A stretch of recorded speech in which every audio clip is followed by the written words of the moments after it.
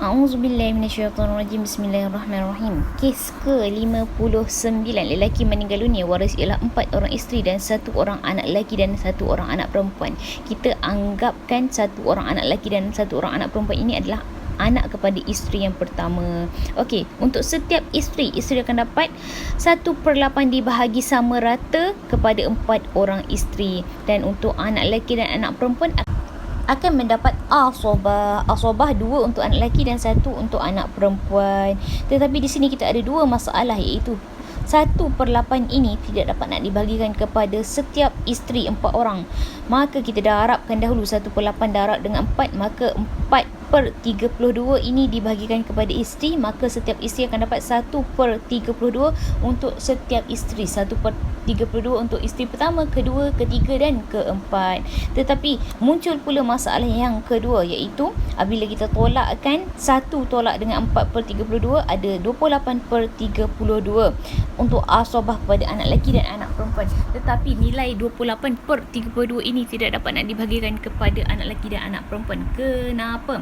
Kerana anak lelaki dapat 2 bahagian, anak perempuan dapat 1 bahagian. Apabila kita tambah jadi 3, 28 tak dapat nak dibahagikan dengan 3. Maka kita darabkan dengan 3 untuk menyelesaikan masalah kepada asobah ini. 1/32 kepada setiap isteri tadi darabkan dengan 3, maka setiap isteri akan dapat 3/96.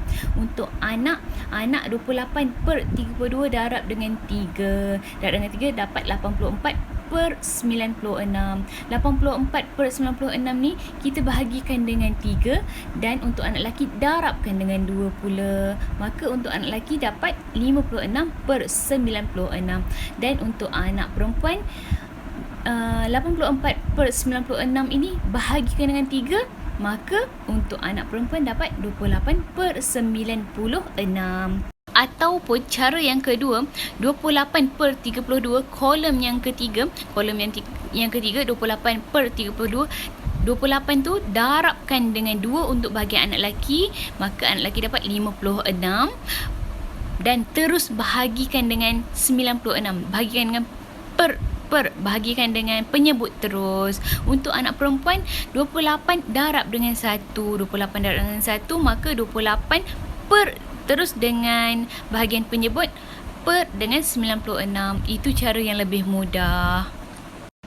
Ada juga orang yang bertanya, kenapa isteri dapat 1/8 sedangkan anak yang lelaki dan perempuan tu, satu-satu orang tu adalah anak kepada isteri yang pertama. Kenapa isteri kedua, ketiga, keempat pun dapat 1/8, Syazwani? Macam betul ke?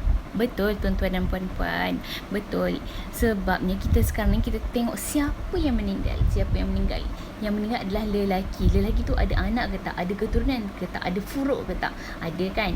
Maka apabila ada keturunan, ada furuk dia, maka setiap isteri akan dapat 1/8 dibahagikan kepada berapa orang isteri yang dia ada. Kalau ada 4 orang isteri, bagi dengan 4 orang isteri lah.